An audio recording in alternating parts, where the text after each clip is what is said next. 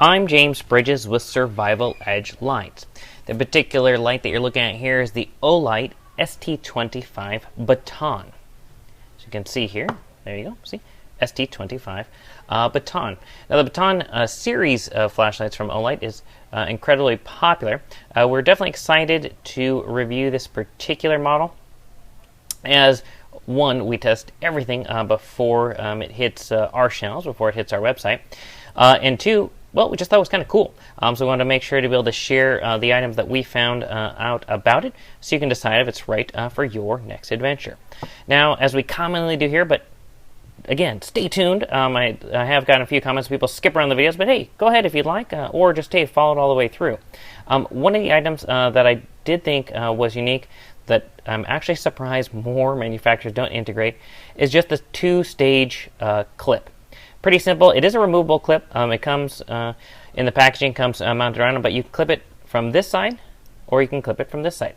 I like that level of flexibility. I know that may sound small, but it seems to me just gives you a little bit of additional flexibility. Maybe not on a light of this particular length. On a shorter light, it really comes in handy, because I just think it depends on how you want to put it in your pocket or put it in a holster. I still like it anyway. I think it's a small little addition that makes it, gives you some additional flexibility. Now, as far as usability here, you'll see here we have two buttons for the user interface. One proudly marked in blue, and then we have a very flat tail cap switch there, which for those who really must have it, again, there you go. Hey, tail, you can mount it on its tail very easily. It'll be very sturdy. Ooh, cool. So now, powering this light, in this case, this is powered by traditional AA batteries. I did put the lithium AA batteries in the light for this test. That is one of the unique aspects about it, and does make it particularly attractive, especially if you commonly have AA's around the house, which most people do for their TV remotes. Having a cool, high-powered LED light that can be powered by just AA batteries is pretty awesome. Now, for the straight specs on performance on the ST25, especially with just AA batteries, it's pretty awesome. With a low level of output, what's referred to as moonlight mode of 1 lumens, and then its maximum level output of 550 lumens, it's pretty strong. The modes it does have 5 different brightness levels. I'll share more about that in the write-up about it, but I do think it's pretty awesome.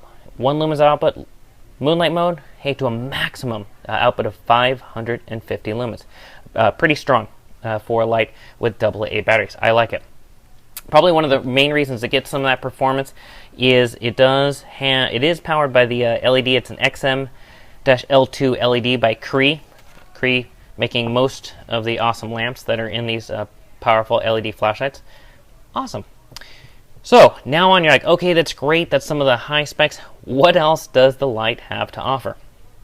Well, with a 2-button interface, and if you've seen any of the other videos that I've shared, I'm generally a fan of a 2-button interface, just because I feel like it doesn't make one button have to overwork, so I don't have to put as much technology into a single button.